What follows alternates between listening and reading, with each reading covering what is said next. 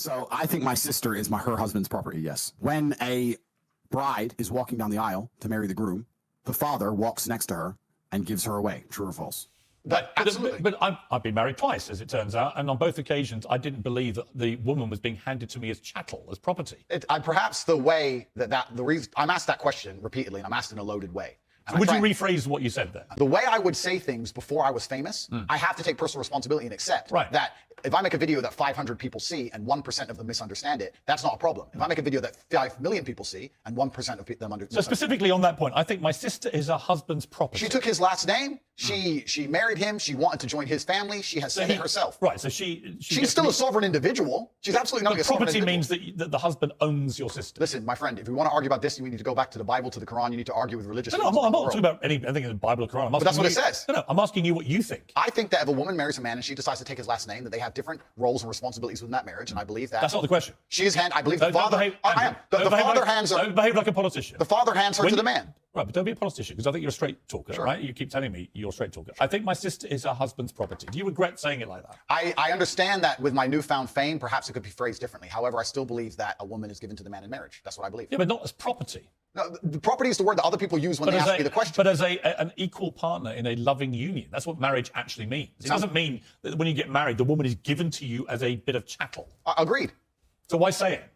But that's the way that people ask me the question. People say to me, they ask the question. You can't blame people for asking you questions. Surely, if you want to be accountable for what you said, you've got to own your responses, not blame the question. I own the response. Me ask you a question now and you say something and then say, well, actually, I blame you for asking. I understand, Piers, I understand. I believe the woman is given to the man. I believe she's given away by the father. I believe she belongs to the man. So fundamentally, you do believe that a woman becomes a man's property. I believe she belongs to the man in marriage, correct. Right.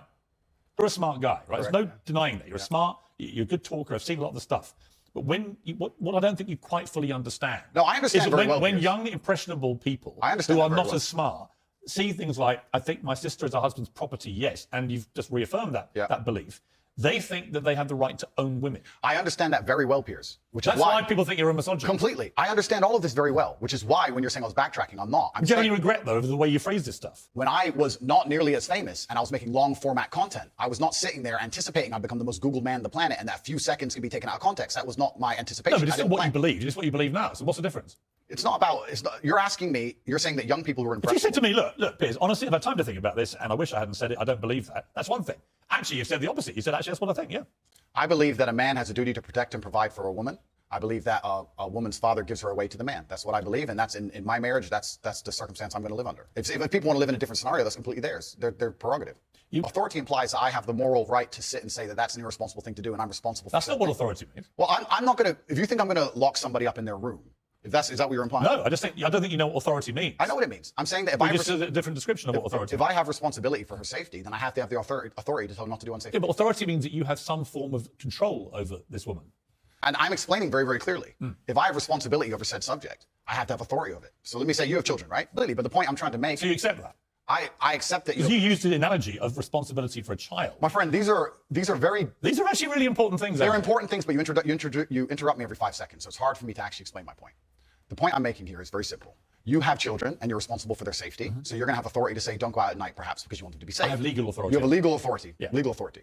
I'm saying that if I had a woman, and the question where you've raised this soundbite from, I was asked about protecting a woman, making sure she's safe, and I would say I wouldn't want her to go out at night on her own because I'm responsible for her safety. And someone said, well, you don't have authority over her to do that. And I said, well, no, I can't force her to stay inside. But if she were to ask me, how do I protect myself at night? I would say, well, you should stay inside. That's how you should do it. When an 18-year-old boy reads, I must have some authority over a woman, what do you think he thinks? Well, I understand that. And I said this earlier when you tried to say I was backtracking, which I'm not doing. No, actually, I'm not trying to gotcha you. Cool. I'm trying to work out exactly what you actually I understand think. With massive fame comes massive responsibility. I understand that a percentage of the population are always going to take everything that's said by anybody out of context. Would you change the wording of what you said? No, I would just encourage people to watch my long format copy and understand it Would fully. you tell an 18-year-old boy you don't have authority over women? Absolutely. You would say that? Unless a woman comes to him and says, you're responsible for my safety, please make sure keep me safe. Like I see. Now that Andrew Tate, I can sign up to. Well, then we agree. Yeah, but I don't agree with what you said before. Because you're taking a soundbite from a 2-hour conversation. But you haven't been taking the part you don't believe. There's the sentence. Which part would you now say you don't believe? I believe that 25-year-old women perhaps have had, because they've been alive longer, maybe have had more partners, but I don't believe that makes them a bad person. Right.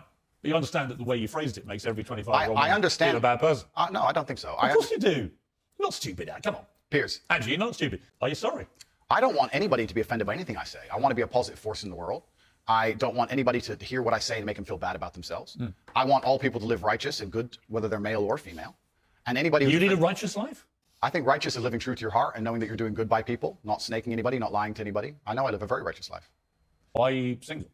I'm not single. Well, you're not married. Something. Well, if I was married, the last thing I would do is advertise it to the feral psychopaths on the internet. So I'm not a feral psychopath. Well, that You called me friend earlier. Can be debated, Piers. But the point I'm so of course I believe in men and women. Of course I believe in love. Of course I believe in marriage. Of course I believe in family. No, but the idea that I don't believe in these things I is didn't crazy. ask you if you believed in it. I asked you if you're going to get married. One day, absolutely. You'd like to. If I'm not married already, I will be married one day. If I'm not, You might be secretly married. I could be married, correct. Why would you not tell me either way? Why would I advertise to the feral psychopaths of the world who have tried their very best to destroy me for an opinion about my private life and the things that are most sacred to me? Why would I do that? You believe in the concept of marriage? Completely. That's what we were talking about the whole time. What do you I believe in marriage in the traditional sense. I believe a man has a duty to stand up and be a real man. I believe that the problem with the world today that we are facing is that not enough men are sticking to the age-old ways of masculinity. I believe that me standing up and saying a man must protect a woman and provide for her, so he needs to make sure that she's safe. He needs a degree of authority to protect her. I have no problem with... And this is actually what's interesting. And please don't interrupt me on this point. Social media has changed in modern times. YouTube 5 years ago was 5, 6, 7, 8 minute long videos. Now we have TikTok, 10 seconds, 15 seconds, 20 seconds, YouTube shorts, Instagram stories. Now anything you produce that's long form is cut down to very, very short form. They're interested in clicks, they're interested in engagement. They find the most controversial clips they can on purpose. You benefited from all that. Everybody benefits from social media views, as do you. Was it the Hustler? What is it I had an online school called Hustlers University. Right. And their whole job was to promote your clips, make you rich and famous. So you've benefited from this system, the one you now profess to hate. You've benefited from it. I never said I hated it. You've clickbaited like the best of them. I never said I hated it. I'm saying what happened. I don't hate it. I don't hate social media. I think it's a very powerful force. I don't hate the social media. I'm saying the point is, I think you can talk. Look, you can talk to girlfriends of yours, maybe a secret wife. I don't know. It's entirely up to you. Or two. It's when you say it in public, it's the influence that this kind of thing has on young men. Agreed. Right? And I speak with someone with 3 sons, right? It's who are, by the way, they're intrigued by you. They're fascinated, right? You're a big thing in that world of TikTok and so on. So they all are aware of you and what you say. So they're all looking. And when they see things like the machete thing, I get the context because I'm a 57-year-old guy who's been around the block a bit and I can get what you said and you responding to a particular scenario which you'd created where a woman... But it can be misunderstood. I understand. So my point to you is, given that you know it can be misunderstood, do you regret saying things like this on camera where it can be disseminated by less intelligent young males who think that is actually what they should be doing to women? And finally, we get to the point of the issue, which is the point I tried to make at the very beginning. When I made a video before I was famous that got 500 views, me being concerned that 1% of people will misunderstand it was not relevant. You start getting 5 million views a video, 50 million views a video, 1% of people misunderstanding no, it doesn't, but it becomes a much larger problem. So with great fame comes great responsibility. Right. So I agree. Now that I'm famous, do I say things the same way as I did back before I was famous? Absolutely not. Right. As neither would you or nearly any other famous person on the planet. So once you become famous, you have to be a lot more careful with how you say things. I understand. So do you regret then saying it the way you said it? I can't live in regret by saying something before I was famous on a camera which barely anybody watched, and then I became famous afterwards. That would be a very asinine way to view the world. Do you stand by all those things? I can't live in regret because I didn't know I was going to become the most famous man on the planet. That regret would be the wrong word. Is it inconvenient? Sure. But I can't sit here and say, I wish I knew 6 years ago I'd be the most famous man on the planet and monitored all of my speech forever. That's asinine. From everything I've read about you, I think you have certainly been probably able to be very helpful to young men who have really struggled for self-confidence and all that kind of thing, right? Completely. I'm completely prepared to accept that. But there was also, I think, quite a disturbing piece that BuzzFeed did. And it talked about the negative impact of young, impressionable male minds when they've read or seen some of the more inflammatory things you've said. And they quoted, for example, Sandy, 22, from Washington. My father's gone from a man who minored in women's studies in college, who was kind and in touch with his emotions, treated all people, men and women around him with kindness, to a man who says that whenever he sees an effeminate male stranger, he gets an overwhelming urge to murder them. He loves podcasts. He listens to a lot of podcasts. I know he's listened to Andrew Tate. Whoa. Let's stop for a second. Let's be professional here, Piers, because you're a professional as am I. That's a full-grown man, firstly. So we're talking about my impact on children. You just talked about full-grown man here. Secondly, I've never talked about murdering effeminate men in anything online ever, in any context ever. So I don't know why they have taken some random person I've never met in the world who's full-grown, an adult, and come to their own conclusions who I've never met and lumped his name in with mine. That is absolutely unfair on every level. I didn't read this BuzzFeed. I didn't read this BuzzFeed article, but after hearing the first point, I know it's trash. That is complete garbage. What did you say? I said the reason I am so popular and I'm so famous is that there's a large contingent of men who don't want to wear makeup, who still want to make money, go to the gym, be strong, drive a fast car, be traditionally masculine, and don't want to be shamed for that, and they don't want to be called toxic for that. That is the reason I'm so massively famous. That is what I said. What do you think? Are you transphobic? Do you consider yourself that? Transphobic? What? Afraid? Well, it kind of, yeah. I don't live in fear, my friend. I have no problem. Do you have a dislike of transgender people? I don't know any transgender people. Do you have a dislike of what they stand for, what they are? No. Why would I? I was attacked. A lot of these stupid articles like BuzzFeed, because it's ridiculous. That first point proves anyone with a brain knows that that's garbage. When they attacked me, they lump a whole bunch of things in together. They say misogynistic, racist, transphobic. They just put them all together at random. I'm mixed race. By the way, I don't know where they get these. They just get these buzzwords and put them in a sentence. By the way, but my point is, as a whole, you're saying that I'm saying I don't want to see men in dresses. I'm saying no. You support gay people. Sure. Yep. I'm saying there's a large contingent of men in the world who like the idea of the traditional masculine view of the world, who feel happy when they watch 80s action heroes with big muscles and they run around. And there's nothing toxically masculine about having a fast car and a beautiful girlfriend and making a bunch of money. And nothing at all. Absolutely. And those are the people who are my fans. What do you believe about depression? Do you believe depression is a real thing? I believe that feeling depressed is real. I don't believe depression as a clinical disease is real, no. Really? Correct. You don't believe people can be clinically depressed? I think PTSD is very real. Unfortunately, I have some friends who suffer from that. I know that feeling depressed is real. I believe that the number one power you have against these things are trying to take control of your own mind and affecting your own life. I believe that it's not healthy to hand over all your power and believe that depression is an outside disease that you can't affect. I know that when I've had difficult periods in my life, and also many of my friends, like I've said, suffered from PTSD and been through terrible things. I've lived a very difficult life, and I know people who have, that the things that made them feel better is when they woke up and said, you know what, I'm not going to allow this to damage me anymore. I'm going to take responsibility. I'm going to get up and I'm going to fight this as hard as I can. And by the way, on that, I agree. So we agree. My favorite speech is the Rocky Balboa one. Okay, so then we agree. Do you think you know more than doctors? I can't become clinically depressed. Why do you know? Because I don't believe in it. I can't be haunted by a ghost if I don't believe in ghosts. Well, that's like saying I'm never going to die because I don't believe in it. It's ridiculous. Perhaps, but if it allows me to live a life where I feel happy and content in myself. This is that little area where you lose me. No, I don't lose you. Because thousands of people, the thousands of people who have emailed me saying, my doctor told me I was clinically depressed and it's a disease that I have got in my brain and I can't be fixed. And I started listening to you and I realized that that's not the case and I can fix my own life and you're the only person who has ever helped me. Thousands of people have emailed me that exact email. But a clinically depressed person has an absolutely proven medical condition that is beyond their control. Not according to me and many others, my friend. Well, look, what do you know about it? Honestly. I believe feeling depressed is real. I do not believe it's a disease that you catch from the sky and you cannot affect. I believe that no matter what happens, I believe you have control of your own mind and you can fight against it. I believe if you change your circumstances in your life, you may feel different. I'll give you a quick example. I had a guy who emailed me saying he was clinically depressed and he was going to kill himself. I obviously am not a psychiatrist, I'm not a doctor. I told him, because I replied to my emails. I said, have you been to a psychiatrist? He said, yes, I'm clinically depressed. I've been on these pills, this amount of time. I'm on antidepressants, it doesn't work. I said, I don't know what to say to you besides this. And he said he lost his girlfriend. That's why I became clinically depressed. I said, listen, go to the gym, get a six-pack first. Once you've got a six-pack, email me again. If you still feel like killing yourself, I don't know what else to say to you. But I'd say, strong body is a strong mind, go train. He went, he started sending me progress pictures, emailing me him getting in better shape, and eventually got a six-pack. He's now a professional bodybuilder. And he said, I can't believe I was considering that. I feel so much better, etc. The doctor was telling him he was clinically depressed and couldn't cure it.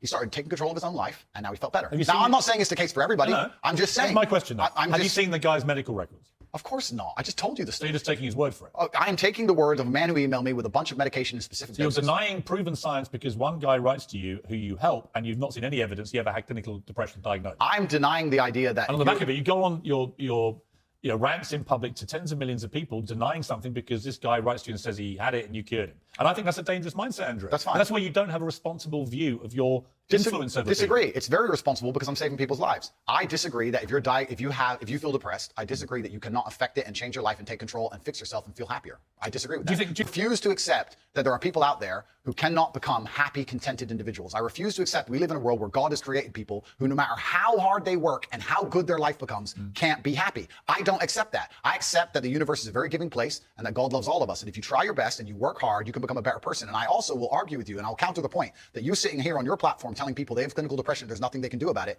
is far more dangerous. Okay, well then, if they have clinical depression... Why do you misquote me? No, because you're saying... hate being misquoted. No, you're saying if people have clinical depression, they have a disease. They go to a doctor and they get diagnosed and they get... I would argue the point that if somebody has depression of any kind, whether it's clinical, whether it exists or not, whether they feel depressed or not, whatever, that taking control of their life, taking personal responsibility and working hard is always going to be the positive, best thing they can possibly do for their life going forward. How positive is it? So sitting here saying, I don't believe in clinical depression, you don't believe in depression. No, I don't. I believe that people can take control and fight against things. Right. I believe in personal sovereignty. Right. Good. So we agree. No, we don't. Yes, we do. No, we don't. Piers, you're on my side. You're afraid of being canceled along with me. The other thing you do is you try and set these traps like now. So you're saying... What's the trap you think I'm setting? You're saying that I agree with every single point of view a man has. I literally didn't say that. You're saying, well, you support Alex Jones. Why would you misquote me? Because you're saying you support Alex Jones and you said you've been on his podcast and he said this.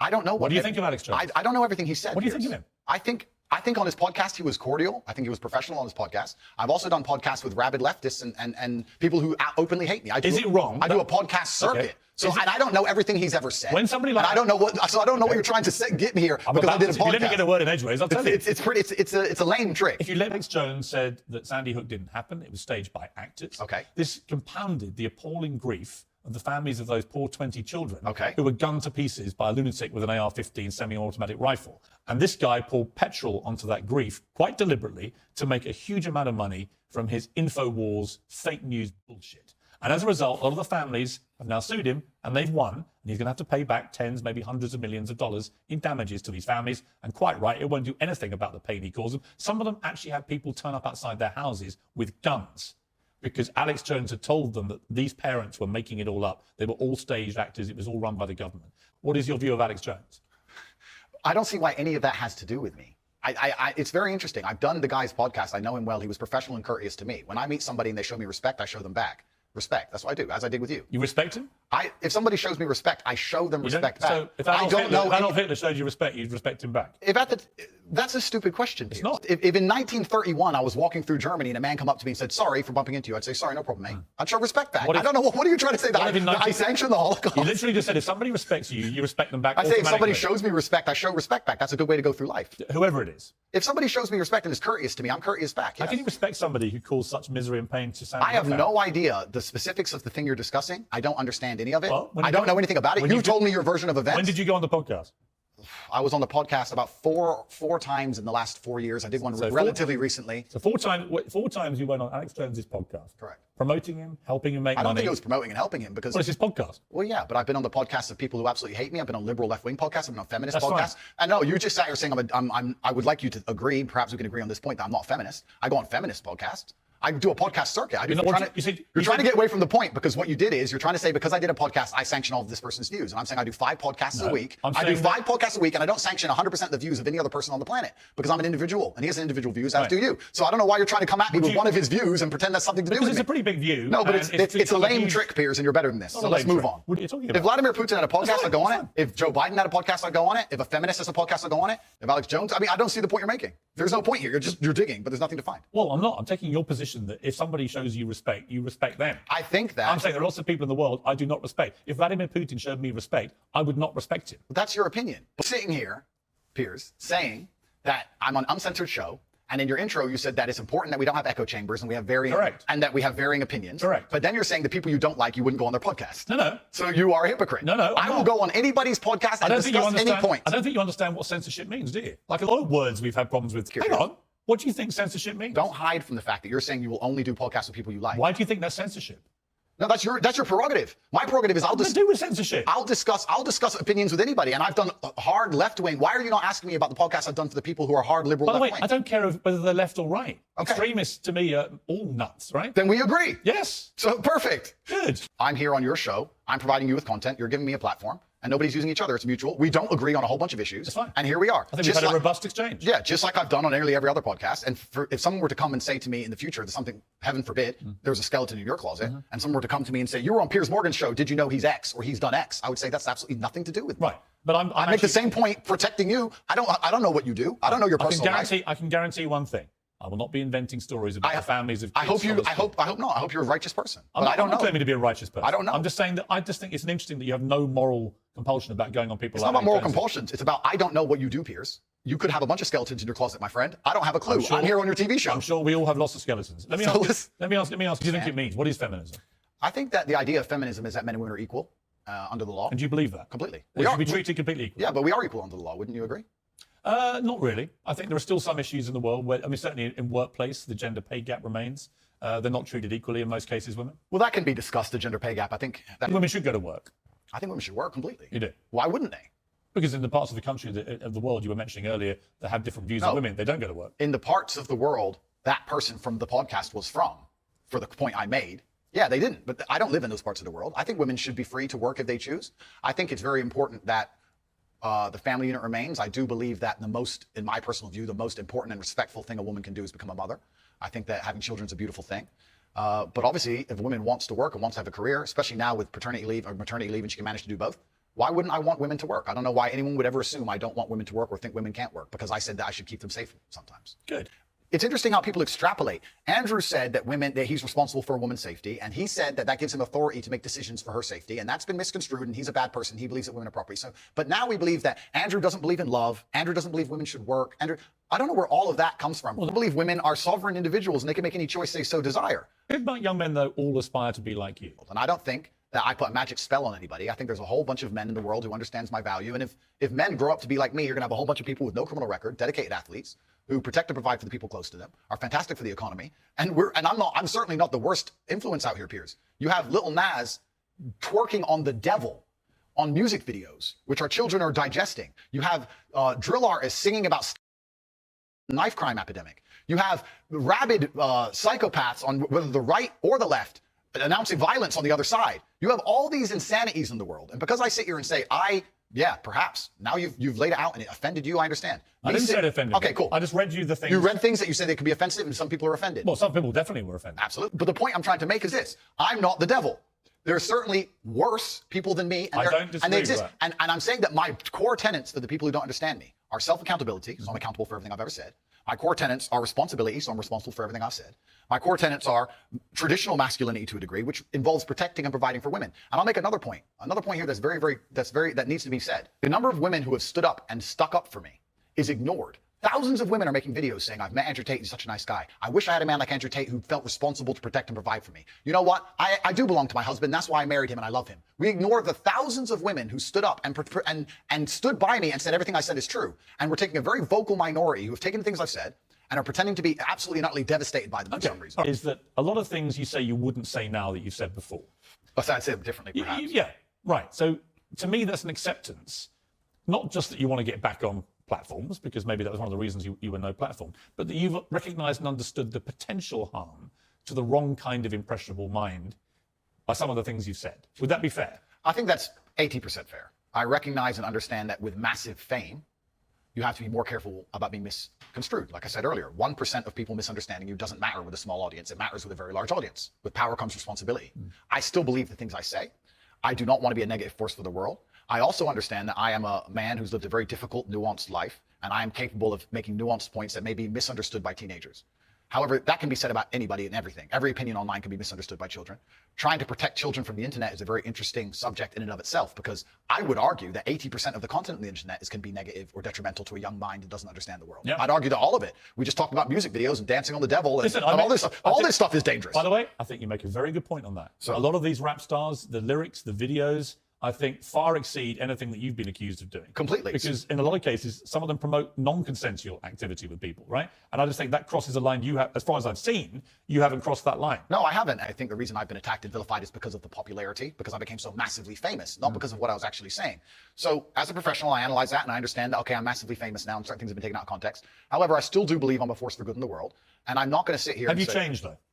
It's not about changing. Well, it is. We're all involved in evolution. How old are you now? I'm 36. 36, right? I bet you're a different person to what you were when you were 26. Oh, that's and absolutely, 16, that's right? absolutely a So fact. we all change. And Mike, keep talking about being a good person. Yeah. I think if you're honest with yourself, Yeah.